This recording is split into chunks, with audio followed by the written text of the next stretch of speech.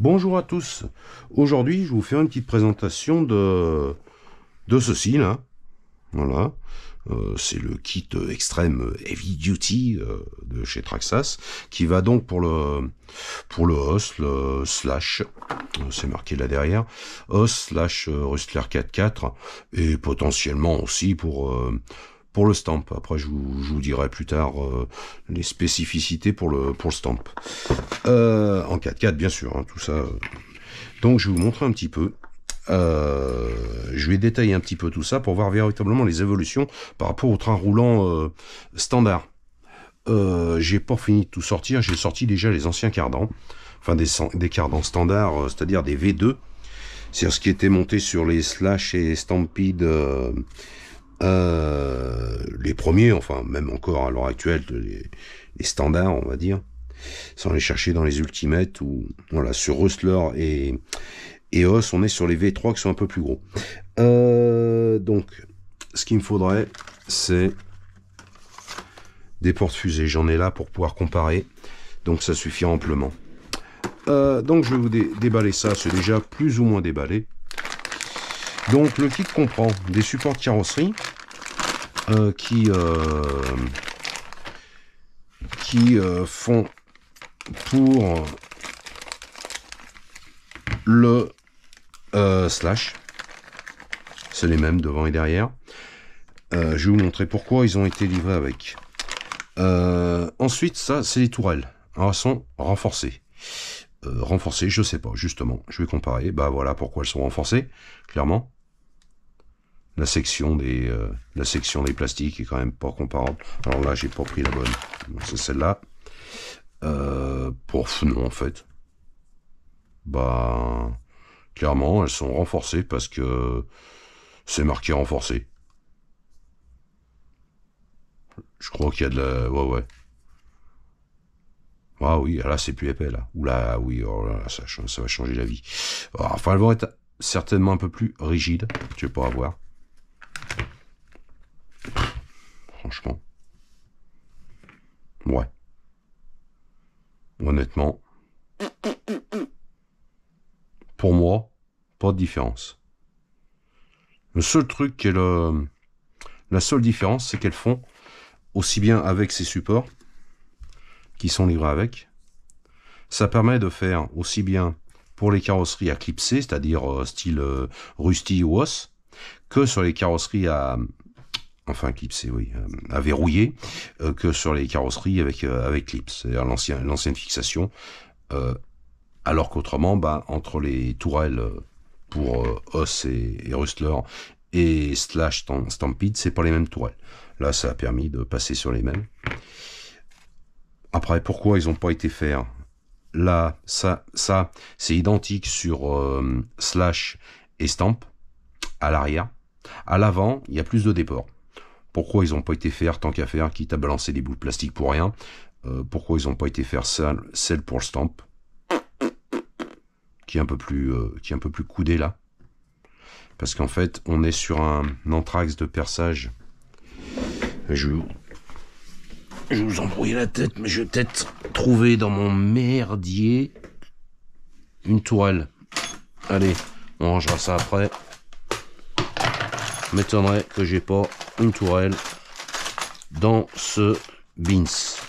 Voilà. Ça, c'est une tourelle standard. Une tourelle donc slash stamp. Donc, vous voyez, pour faire passer le verrouillage de carreaux, ils sont obligés d'écarter les vis. Donc, de refaire ces pièces pour pouvoir concilier les deux. Après, voilà, je comprends pas l'économie de Traxxas de pas avoir fourni encore un bout de plastique pour pouvoir faire le stamp. Après, c'est leur choix. Mais, clairement, vu la différence entre les tourelles standard et les tourelles renforcées livrées avec le kit, il y en a pas. Clairement, pour moi, on aura l'épaisseur ici est la même, la largeur est la même. Bon, les dimensions, en toute logique. Non. Bon, c'est bien la même. bizarrement, il y a une petite différence. Non, je sais pas. Strange. Non, pour moi, c'est la même chose. Ouais, mais côte à côte, par contre, on voit une différence. Forcément, il faut qu'il y ait des vis qui gênent.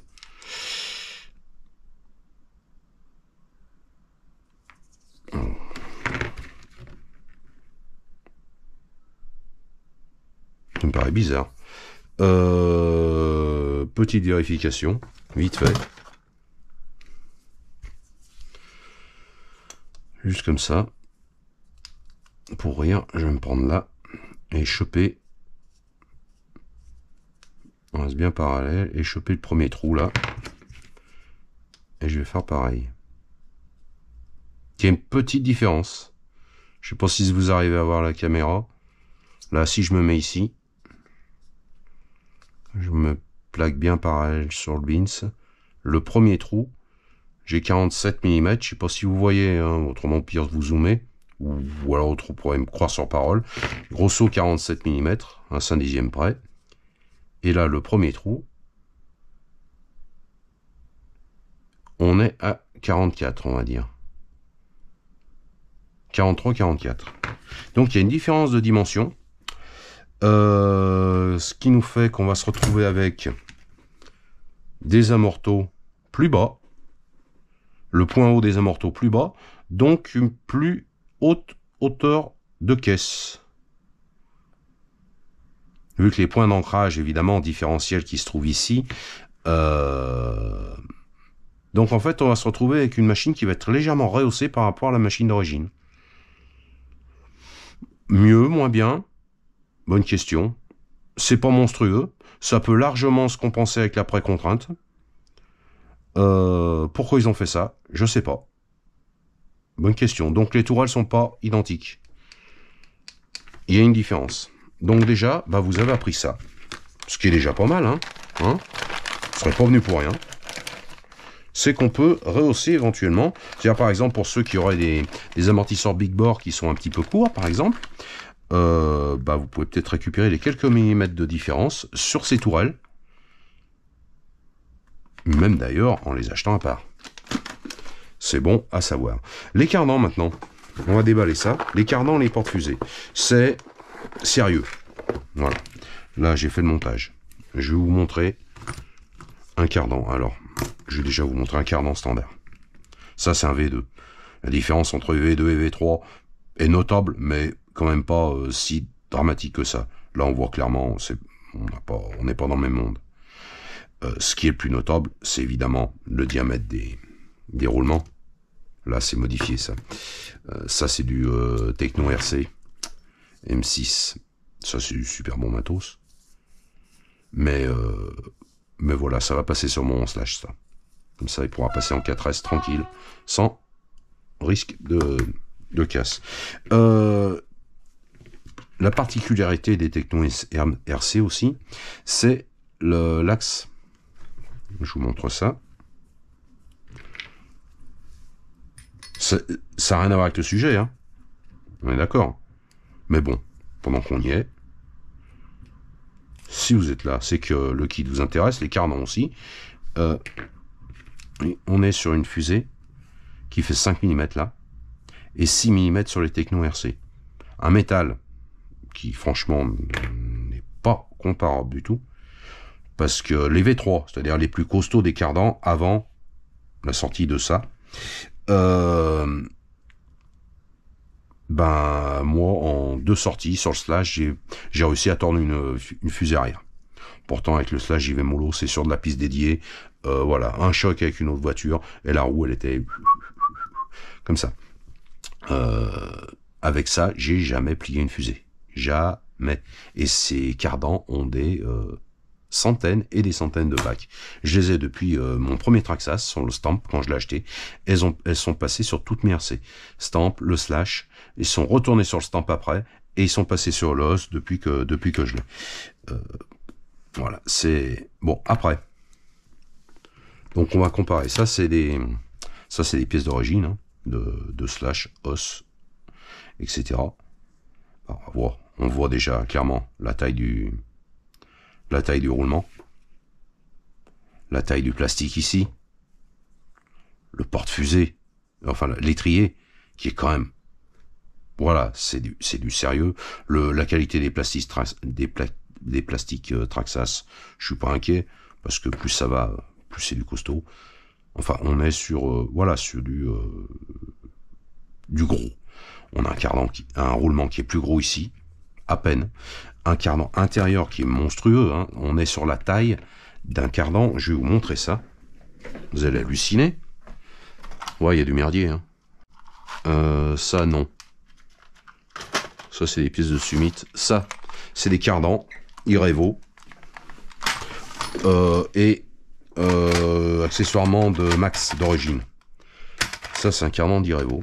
Ben voilà, vous avez pigé. Même taille de fusée. En 6 de diamètre, à part le filetage, hein, mais le filetage il sert qu'à tenir la roue pour pas qu'elle se desserre.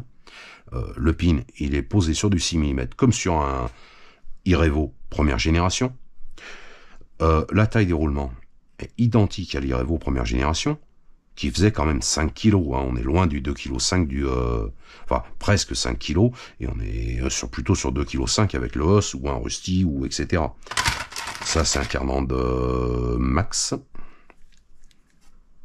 Voilà, donc on est sur des cardans, bah, comme dit dans la présentation, pardon, on est sur des cardans, clairement des entraînements de Max, et des croisillons, qui sont ceux de l'anciennement Irevo, Max à l'heure actuelle, et IMAX, etc. C'est-à-dire des cardans qui encaissent sur une bécane de 4-5 kg, face 4S, il n'y a pas de mystère. Donc sur une machine de ce poids-là, il n'y a aucun problème, les cardans vont tenir le coup, surtout vu la longueur. On a un diff central maintenant d'origine sur le os, par exemple. Voilà, on n'est pas inquiet sur les cardans du tout, avec une taille comme ça. Et puis, voilà, la fusée quand même du 6, c'est quand même rare, c'était quand même rare sur un Irevo, sur les premiers, de tourner une fusée. On arrivait à casser le plastique ici, à fendre le plastique ici, mais à la longue, et ces pièces seront, je pense, à voir, hein. Faudrait que je vérifie à l'occasion, mais je pense qu'on peut réussir à trouver des sorties de diff en pièces détachées sur par exemple des Revo thermiques dans vos shops. Avant, les cardans étaient détaillés. Maintenant, ne le sont plus, ils sont vendus d'une pièce, comme ça, par exemple, un demi-cardan, côté roue, côté différentiel. Donc, il y a peut-être moyen de trouver des noix avec les fusées, enfin les noix, les sorties de cardan, côté roue, s'il y en a une d'abîmée, pour changer uniquement cette pièce. Peut-être en récupérant une fusée d'Irevo, en mettant un hexagone de 17, je sais pas. Bref, ce sera quelque chose à voir par la suite. Enfin, donc voilà le sérieux un peu de la chose, hein. Qu'est-ce qu'on a d'autre? Bon, on a le porte-fusée arrière avec pareil, hein. Pareil, on est sur les mêmes roulements, intérieur, extérieur, porte-fusée. Ça, c'est un Techno RC, mais allez, bah, pendant que je l'ai sorti, là, je vais vous sortir une fusée d'origine. Oh, mais j'ai même une porte-fusée d'origine. Allez, une porte-fusée arrière. Ouais, il y a du merdier, là. Il y en a de la pièce. Voilà, ça, c'est un porte-fusée. Donc les derniers, hein, les renforcés, c'est-à-dire ceux qui assurent os et Rusty 4.4. Ils sont un peu plus fins et moins épais ici sur les anciens Stamp et Slash, qui ont toujours gardé ces pièces, hein. Ouais, bah oui, on les écoule, hein. Donc en fait, voilà, on a... Est-ce que ça se passe de commentaires? Question pro, bah évidemment, on va rajouter un peu de poids en bas, clairement. Voilà, s'il y a 20 grammes en tout en bas en plus, bon, ma foi, il se renversera toujours moins, et c'est pour les 20 grammes qui vont bien faire forcer le moteur, hein, surtout le 540 XL du Max, qu'il y a sur le os. Il emmène 5 kilos, hein. Faut dire ce qui est. Bah après, qu'est-ce qu'on a de plus à dire sur ce kit? Bah voilà, les fusées, les cardans. On a fait le tour, hein. Fusée, porte-fusée, cardan. Voilà, j'ai fait tout le préassemblage pour les cardans. le roulement manquant est au fond du carton. Avec la visserie, enfin c'est livré complet. Hein. Le kit est complet. On a même les axes. Les axes vont être différents aussi de fixation, je pense. Ils les livrent avec, donc je pense qu'ils font pas la même longueur. Les pins de cardan, bah évidemment, vu que les cardans sont plus gros que tes diffs, ils sont là. Donc forcément, les vis de cardan vont être plus balèzes. On a quand même, voilà. Pour du indice, honnêtement, de 2,5 kg, on a quelque chose de véritablement monstrueux. Ouais, l'hexagone acier. Franchement, je suis pas super fan. Après, ils sont spécifiques, vu que la fusée fait, oh là là, fait 6 mm de diamètre, forcément. Voilà, mais c'est vrai que je pourrais très bien récupérer ces hexas ici, qui font 6 aussi, avec les mêmes goupilles, et les coller à la place. Mais c'est vrai que pour les hexas plastiques me vont très bien. Ils ont mis des aciers. Le seul problème de l'acier, c'est quand on va démonter la roue, on va avoir tendance à se barrer, et la goupille à se barrer aussi. Alors que les plastiques, une fois qu'ils sont clipsés, on démonte la roue sur le terrain, par exemple. Bah voilà, à l'atelier, c'est pas tellement un problème. Hein. Ça tombe, c'est là, sur la table. Mais sur le terrain, évidemment, on démonte pour réparer un truc, je sais pas. Hein. Bah, l'hexagone, dès qu'on a enlevé la roue, vu qu'il est juste posé comme ça dans son logement, bah, il peut se barrer. Il n'est pas clipsé. Alors qu'un plastique, pouf, il entre en force et il bouge plus. Et pour l'enlever, faut faire levier. Alors que ça tombe tout seul. Bon, une fois rouillé, ça tombe plus après. Non, je déconne. Voilà. Autrement, voilà, les particularités de ce kit, qui vaut, bah, qui est pas donné, hein. Clairement, 130 balles. 130 balles, 4 portes fusées, déroulement, 2 tourelles, 2 étriers. C'est cher payé. Mais après, c'est toujours la même chose. On est sur du Traxxas. Si, avec ça, on met 130 balles, que les roulements, ça bouge plus, qu'on pète plus de train roulant, qu'on pète plus de cardan, quand on voit certains qui arrivent à passer à flinguer un cardan à chaque sortie, voire même qui arrivent même pas à finir un pack avant de casser un cardan, ben, les 130 balles en fait à 15 balles, à 10 balles le demi-cardan d'origine d'un Rusty ou d'un Os, ben franchement, le kit est vite payé, hein. Si ça tient. Je suis pas vraiment inquiet, mais voilà, après ça sera confirmé, évidemment, à l'usage, voir si vraiment c'est durable. Pour moi, oui, vu la fabrication. Qu'est-ce que je pourrais ajouter là-dessus? Sur le os, là, j'ai mis en pièces. J'avais un petit problème, donc ça c'est le diff avant. Ce diff avant a des années, ça fait plusieurs années que j'ai une vis qui est indémontable ici. Vous voyez l'état des noix de cardan, ces trucs ont au moins 500 packs. Les noix de cardan n'ont pas bougé. La machine est très légère, il n'y a pas beaucoup de puissance, ça bouge pas, c'est infernal. Bref, donc il y a une noix de cardan que j'arrive pas à démonter. J'ai essayé de percer, machin, j'ai pas réussi. Ça m'empêche pas de faire mes entretiens de diff. Par contre, j'ai un petit problème d'étanchéité à la longue, vu qu'il y a un joint que je peux pas changer. D'étanchéité. Ce diff, pourquoi? Je ne sais pas. Je l'ai mis à l'avant. Donc, vu que c'est le plus important, je perds un peu en huile. Et je me retrouve avec une viscosité qui est pas bonne et un comportement qui est défaillant.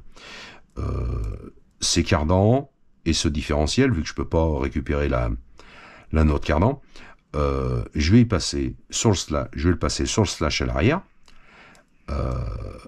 et je vais le remplir en graisse différentielle silicone. C'est-à-dire ce qui est monté d'origine sur un slash, Rustler, en fait sur toutes les machines, elles sont montées maintenant à la graisse de différentiel en silicone, au lieu de la Disca préconisée. C'est au choix.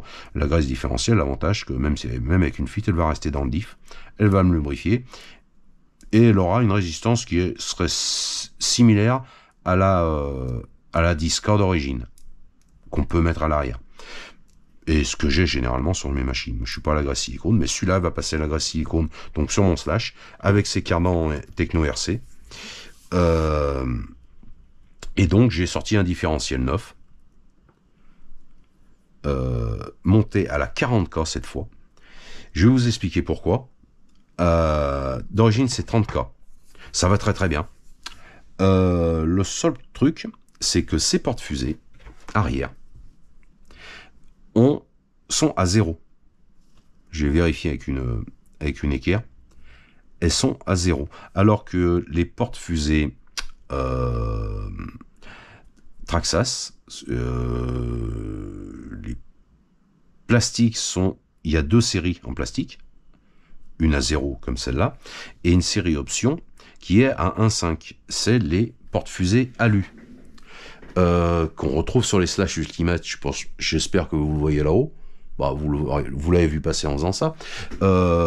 Ces portes fusées alu sont à, alors que je me rappelle, les triangles sont à 2,5 degrés. Si on met des fusées à 0, on a 2,5 degrés de pincement. Sur les machines assez courtes, comme le Hoss ou un Rustler, ou encore plus un Stamp, moi je sais que je préfère énormément avoir plus de pincement. Plus le pincement, on a la solution en techno RC, on a les fusées avec le pincement, ou les fusées droites à 0 degré. Là, on a que les fusées droites pour l'instant, peut-être qu'ils vont sortir les fusées avec machin. Et les fusées alu sont à 1,5 degré. C'est-à-dire, si on met d'un côté, on a 2,5 degrés plus 1,5 degré, c'est-à-dire 4 degrés de pincement des roues arrière. Et si on les met dans l'autre sens, on a 2,5 moins 1,5 degré, c'est-à-dire 1 degré de pincement. Ce qui permet de régler finement le comportement de la machine, suivant si le circuit est sinueux, si la machine est stable, ou sur un circuit glissant, etc. Et moi, je sais que toutes mes machines sont à 4 degrés derrière. Ça permet d'envoyer la gouache sur un circuit puissant sans perdre l'arrière. Donc voilà, le seul problème que je vais avoir, c'est donc ça. C'est pour ça que pour pallier tout de suite à ça, je suis passé en 50K sur le diff avant du Hoss. Ce qui va me permettre, j'espère, de calmer un peu les ardeurs du train arrière. Avec un peu plus d'ouverture dans le train avant, mais ça, je verrai sur le terrain. On verra ce que ça donne. J'espère simplement ne pas être déçu à cause de ça, parce que clairement, ce serait dommage d'avoir des trucs pareils et de perdre en comportement routier. Parce que c'est quand même le point fort de ces petits 1/10, c'est qu'ils sont quand même super plaisants, super maniables, on en fait ce qu'on en veut. Si tient un glissant, on les envoie d'un côté et de l'autre, ça se balade dans tous les sens, on y récupère, on joue avec, c'est vraiment un régal. Ce serait dommage d'avoir une machine plus difficile, plus solide, mais plus difficile, c'est un peu dommage, parce que ça, pour ça, on a le max, quelque part. Autrement, voilà, là c'est pareil, le Hoss tourne actuellement avec un ici, il est ici, un Mamba Monster 2, donc de feu Irevo, hein, et le moteur 2400 kV avec un pignon de 12, c'est-à-dire qu'il tirait très très court, par contre en 4S, j'avais une autonomie monstrueuse, pas de chauffe du tout, enfin ça allait bien. Là je suis passé sur un Max 10 SCT de Hobby-Wing, et j'ai changé les prises sur un autre moteur de Max que j'ai.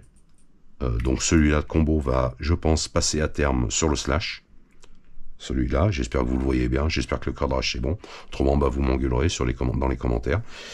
Et je vais passer sur ce petit Vario qui va être plus léger, qui prend 4S de la même manière que... Voilà, et qui pourra m'emmener mon Hoss avec 50 grammes de moins en 4S. Et je pense que ça fera très très bien le boulot, ce petit Vario. Donc voilà tout pour les modifs qui vont arriver, pour ce kit, sa présentation, et les modifs qui vont arriver sur le Hoss. Je ferai une autre vidéo, soit sur le montage, ou alors un petit roman photo, comme à mon habitude sur le forum Xmax. On verra tout ça éventuellement. Si vous voulez que je vous le fasse en vidéo, n'hésitez pas dans les commentaires.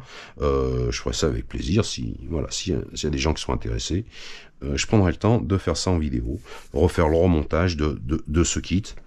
Avec les dernières modifications qu'il y aura sur le Hoss. Je pense avoir fait le tour de la présentation de ce kit hors de prix. Comme d'hab, on est sur du Traxxas. On change pas une équipe qui... Bon, bref. Un autre petit truc que je voulais vous montrer. On a souvent sur les 1/10 des problèmes de roues qui se barrent. Hop, reprenons. Oui, j'en étais. Je voulais vous montrer ces écrous de roue. Là j'avais commencé, j'ai eu un petit problème avec la caméra, donc je vais faire un petit montage. Au pire je reprendrai, voilà, ça c'est un écrou de roue d'origine, si vous le voyez bien. Donc très peu cannelé, qui se dessert. On arrive à abîmer des jantes assez fréquemment, sur des terrains assez avec pas mal de grippe. Freinage, accélération, la roue commence à se desserrer, et on s'en aperçoit quand elle s'est barrée que l'hexagone de la jante est bouffé. Donc au bout d'un moment j'en ai eu marre, je me suis aperçu sur le Slash Ultimate que j'avais 6 écrous, qui valent 10 balles, un peu plus de 10 balles les 4, hors de prix pour 4 écrous. Après en contrepartie, bah, ils font le taf, plus aucun problème de desserrage, ils se plantent bien dans la jante, et bah, plus aucun problème de desserrage de roue, ni de jante abîmée. Quand on voit le prix de 2 jantes, du boulot que ça représente de décoller et recoller un pneu, avec 10 balles, le problème est réglé. Donc voilà. Un rein pour le kit, et puis éventuellement pour rajouter un bras pour les écrous. Et avec ça, peut-être que cette fois, on aura vraiment de la fiabilité. Bon ben voilà, j'espère que cette vidéo vous aura plu. Et puis voilà, n'hésitez pas en commentaire si vous voulez le montage sur le host de ce kit, ou autrement, bah voilà, comme je l'ai dit avant, ce sera sur le forum Xmax si vous voulez aller y jeter un petit œil en vous inscrivant et en vous présentant bien sûr. Allez, merci, à plus. Oui, me revoilà. Un petit ajout. Je me suis repenché sur ces histoires de tourelles qui me travaillaient un petit peu, pour savoir exactement ce qu'il en était. Donc, ce que j'ai pu m'apercevoir, c'est que j'avais une grosse bêtise au début de la vidéo. La distance entre la cellule de différentiel, c'est-à-dire entre la différence entre l'axe de sortie du diff et le point supérieur, je vais essayer de rester cadré, le point supérieur d'amortisseur, est le même sur ces nouvelles tourelles et sur les anciennes.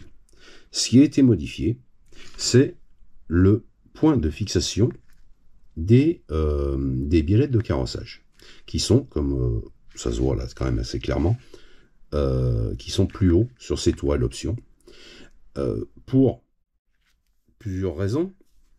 La raison principale, c'est que les porte-fusées vont sortir. Je prends la caméra à la main parce que c'est vraiment un truc que je fais vite fait. Mais voilà, quand je dis une connerie, j'essaie de la corriger au plus tôt. Les porte-fusées, j'essaie de l'orienter comme il faut, que ça ressemble à quelque chose, sont plus hauts. Ceux-ci, vu qu'ils sont plus balèzes en fait, ont une distance entre le point supérieur d'ancrage de la biellette de carrossage et l'axe de roue, sont plus hauts que les porte-fusées d'origine. Donc pour conserver un réglage identique, c'est-à-dire que des habitudes de réglage et des positionnements identiques à l'origine, suivant les machines, ils ont rehaussé donc le point de fixation sur le porte-fusée et sur la tourelle, de manière à conserver les mêmes réglages par rapport aux notices, ne serait-ce simplement par rapport à ça. On sait que, ben, voilà, d'origine, par exemple, sur un os, on est sur ce point-là. Si on se met sur ce point-là, on aura exactement les mêmes réglages en détente, en compression et un carrossage le plus constant possible. Voilà. Et puis, éventuellement, il y a peut-être aussi, parce que je pense que ces porte-fusées pouvaient rester dans les dimensions des anciens. Est-ce que il n'y a pas aussi un peu plus de place nécessaire pour faire passer le cardan qui passe juste dessous là? Ça, c'est un truc que je verrai au montage, mais il est fort possible que les gros cardans qui sont livrés avec ne passent pas avec ces tourelles. C'est des chances que ça touche. Donc, ils ont peut-être fait ça à la base pour laisser passer le cardan, et donc modifier ensuite le porte-fusée de manière à ce qu'on reste sur des réglages cohérents. Ça, je verrai ça au montage si c'est vraiment cette raison. Enfin voilà, donc erreur de diagnostic réparée. Je vous souhaite sur ce une excellente journée et à bientôt pour une prochaine vidéo.